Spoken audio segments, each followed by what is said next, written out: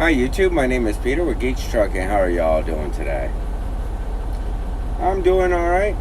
Can't complain too much about today anyways. I'm out here in outside of Kansas City. Kansas City parking is absolute horror, so I'm on the side of the road on an on-ramp. Haven't done that very often lately, so my parking is getting better apparently, but when there's no parking, it doesn't matter how well you back up.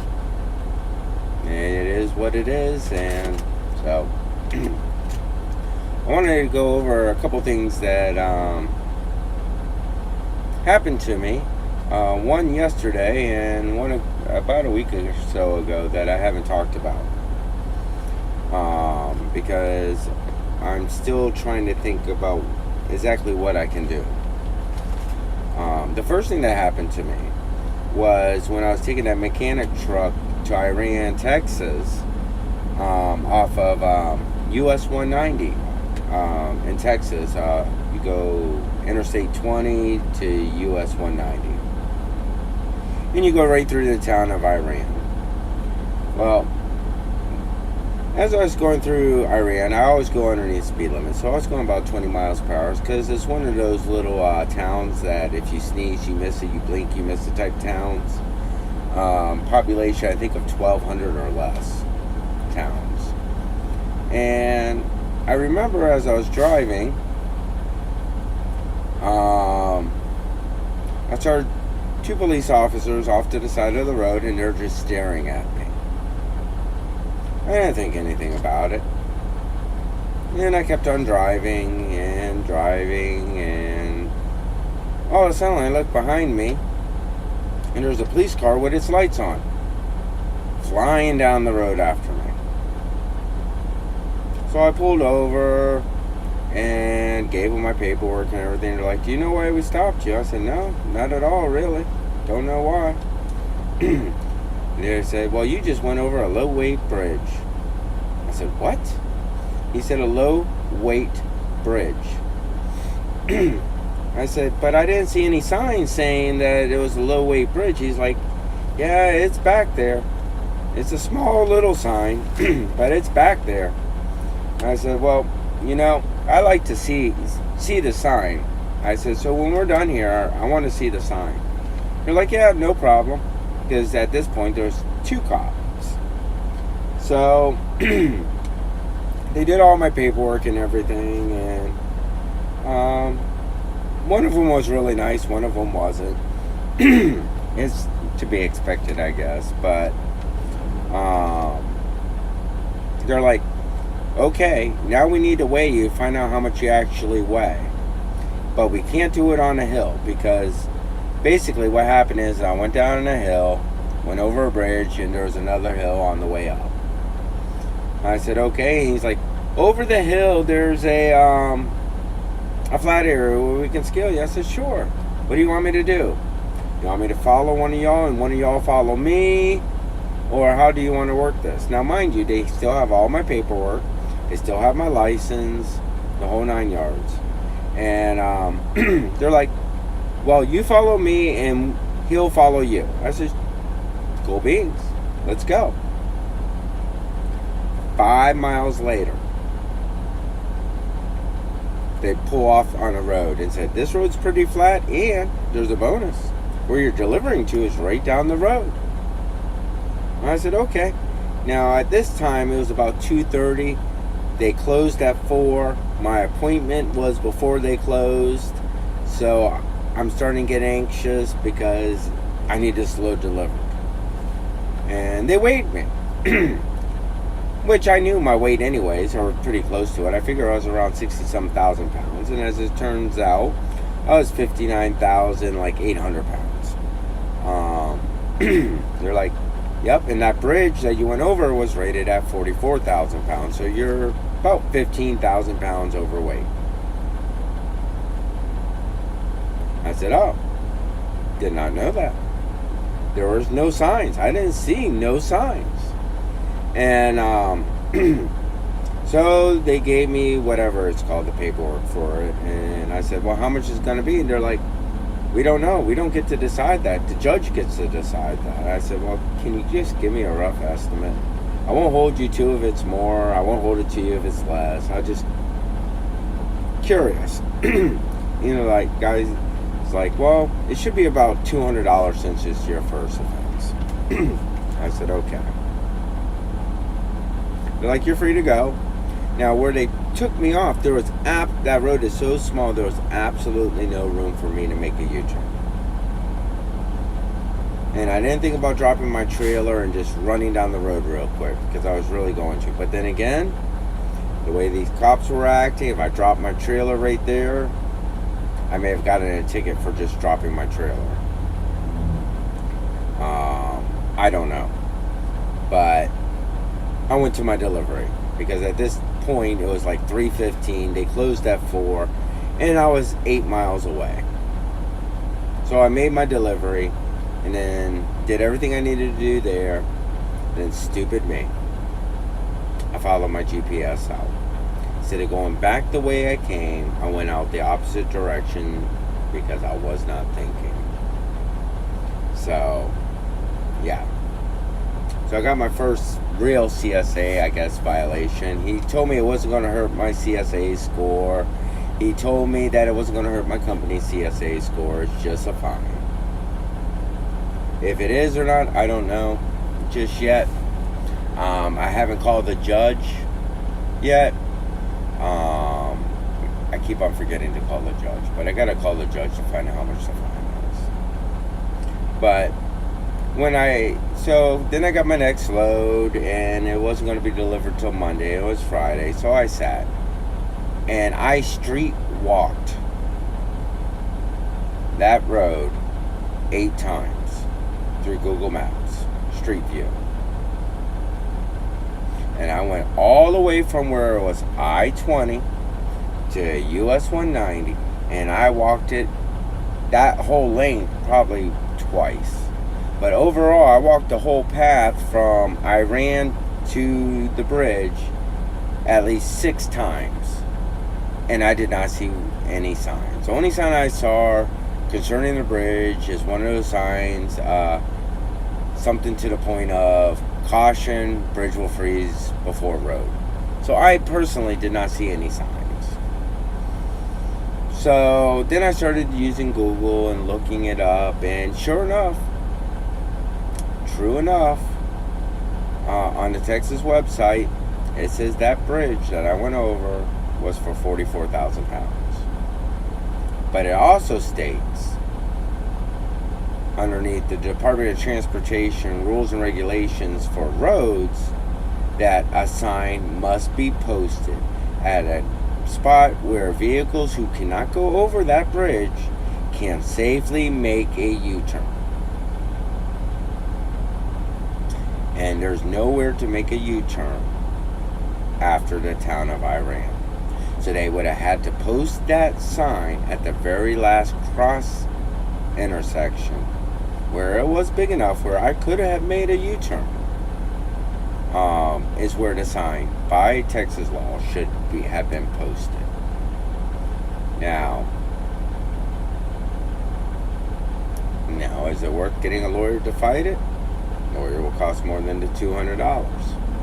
Should I just pay the $200 and forget about it? Oh yeah, that's another thing too I forgot to say. One of the cops told me that they stop 4 to 6 trucks a day going over that bridge. And if the minimum amount is $200 per truck, they're getting anywhere from $800 to $1,200 a day. Now, should I just pay the $200 fine and try to dig up as much information on all those trucks that they stopped, and then get myself down to that part of Texas where I can just drop my trailer and drive it and record it and go from there? I don't know. I haven't decided yet. Is $200 worth my time? I don't know. Because if there is no sign, they're illegally charging people. and they're not doing anything to correct it. So, what do y'all think? What do y'all think I should do? Because I'm torn about it. Because if it's only $200, is it really worth my time, my effort? Just pay it and go? I don't know. So that was the first thing that happened in the last couple weeks. The second thing that happened yesterday. I got a load. It was an awesome load, people. Don't get me wrong. It was an awesome load. I paid $1,120 for 133 miles. It was barely oversized. It was 2 inches over on each side. So it was an easy drive. And it only was 20,000 pounds.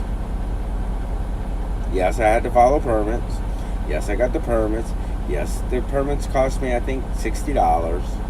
But it paid $1,120 for 133 miles. That is a unicorn. That is a unicorn right there. Just because you don't get many of those loads coming out of here paying that kind of money for such short distance. And $1,120 was my cut. It was like $1,400 total, so it was actually about $10, $11 a mile, something like that, before my cut. But anyways, so I get it loaded, chained, connected to gooseneck, got on my way without a hitch. Happy as can be because this is such an easy load.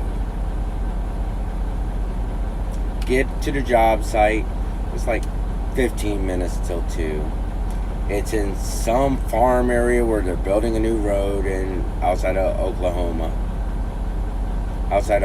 City. And as soon as I stopped the truck and set the air brakes, my trailer got rushed by 4 to 6 construction workers or road builders or whatever the hell they were. And they started unchaining the equipment. Now, what you need to understand is my equipment. And this will explain why I only do things a certain way when it comes to my trailer. My trailer is that far off the ground. When I lower my airbags, it's about 2 inches off the ground.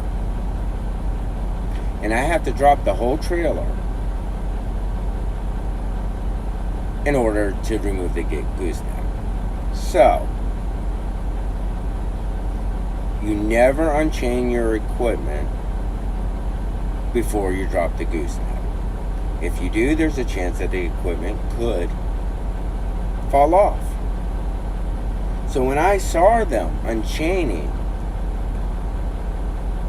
it made me feel like I had to rush. Yes, I know that they get off at 2. Yes, I knew that they were wanting to go home. Yes, I understand that. But when you rush, you make mistakes. And that's exactly what I did. So I told them to stop. I had to drop the gooseneck. So I undid the air hoses and everything, the power line and everything, and I dropped the gooseneck. And as soon as the gooseneck dropped, the whole trailer dropped 2 inches. And as soon as it was back on the ground, they started again on the chains. And I said, no, stop. Because I would have to still get back underneath the gooseneck. And even though my trailer has ramps and the gooseneck has wheels, sometimes you have to bump it really hard to get it reconnected to the fifth wheel. And things move pretty good when you bump it really hard.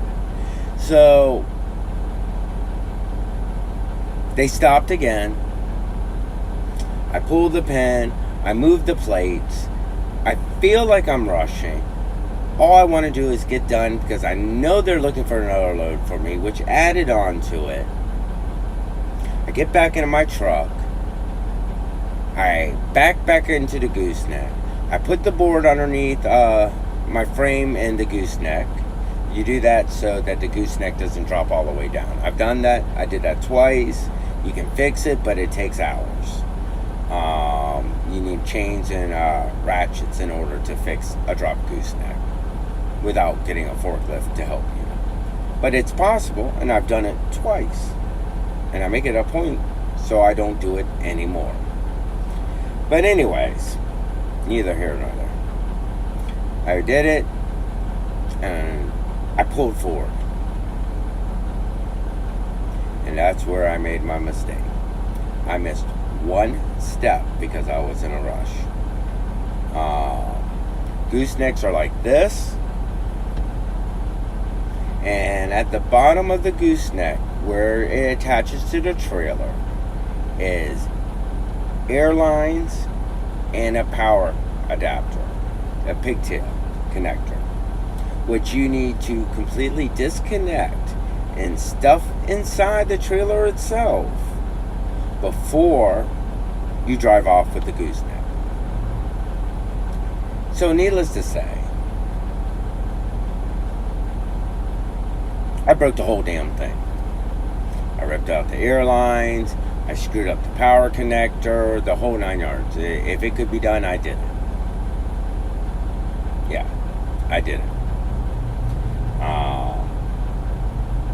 Which means I could not connect the air lines, which means I could not release the air brakes, which means I could not drive off. Half my power connectors were shot. Only thing that worked were my tail lights.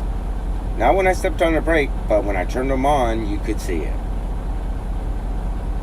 That was it. Now, these people wanted to go home. And I get that. But you never touch another person's trailer until they say it's okay. You always ask first.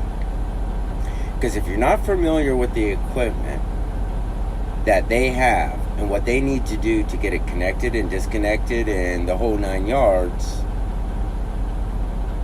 then you shouldn't be touching their equipment, their chains, their binders. Hell, you shouldn't even touch your own equipment that's on that trailer because it's mine until it gets off the trailer. Because I am responsible for it. But with that being said, maybe they learned a lesson. Maybe they learned a lesson. Because where they had me stop is where all those workers parked their vehicles. That's where they parked their vehicles. And couldn't get out because I couldn't move the trailer. So the head guy came up to me and said, look, I already called my mechanic. He's going to come down here. It's going to take him 30 minutes to an hour. He's going to see what he can do to help you out in your situation, which is awesome. Because as the head guy, he should have known that it's a safety issue to touch another person's equipment. I'm sorry, he should have known that. He should have put an end to it. But, so while I was waiting, I reconnected the gooseneck, looked at the problem. I can't believe I did this. Can't believe I did that. And then, finally the mechanic got there.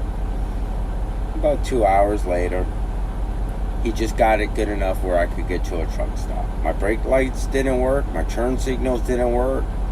But the closest truck stop that could fix it was 28 miles away. So, needless to say, I did not get back on the interstate. I stayed on Route 66 because there was a wait station. Can't go into a wait station with broken lights. Nope. Couldn't go in a wait station with broken air hoses being held on by pins and zip ties. Nope. So I made it to the truck stop, and it cost me $500. So my awesome run of 1120 ended up paying me $620 instead. No, I didn't use a lot of fuel that day, so I used probably I don't even know how much fuel I use honestly, but I'm estimating after the repair, after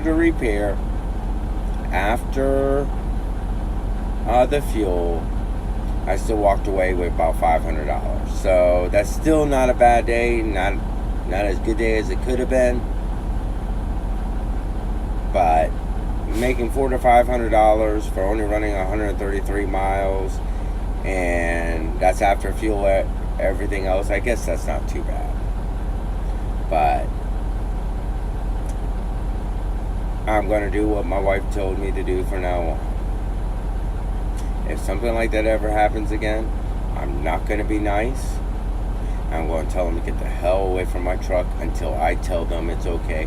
Or better yet, thank you for your help, but I don't want it.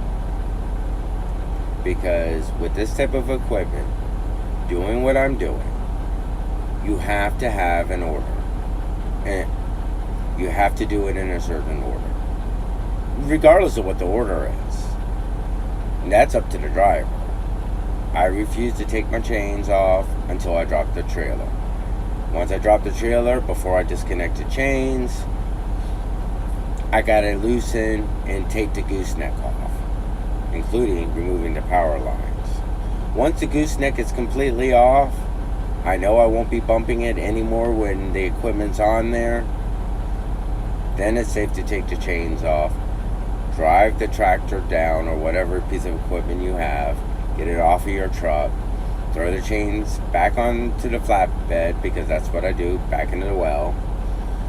And then I reconnect the gooseneck, which again, you gotta slam it, because in order to get it reconnected, you gotta drop it completely off your truck.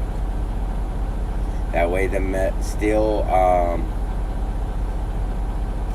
whatever they're called, will fasten correctly to the trailer itself.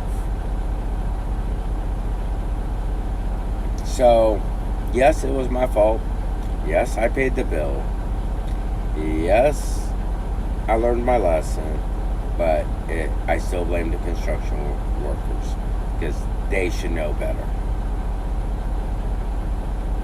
They should really know better. And if the construction workers don't, the foreman or whatever the head honcho is called should know better, and he should have put an end to it. But anyways, those are the two things that I didn't report on yet. I just wanted to get it out there, and people, especially new drivers, people who are thinking about getting their driver license, crap happens out here. I just listed two things that happened to me, and my company's like, oh well, not a big deal. Get it fixed, pay the bill, move on. We got work to do. You will make mistakes out of here, and some of them will not be your fault. Some of them will be your fault, but we all make mistakes. I know what happened with Double Dog. Even though that wasn't fully his fault, but it happens. We all make mistakes out here. So don't get discouraged when it happens. It's not the mistake that will make or break you, it's how you handle the mistake. So just hang in there. Don't get discouraged when you do make a mistake, because tomorrow's a new day. So it is what it is. That's trucking, people. That's trucking. So anyways, this has been a very long video. I think it's the longest video I've done so far. So far the clock's almost at 25 minutes. So I'm going to go ahead and end it here.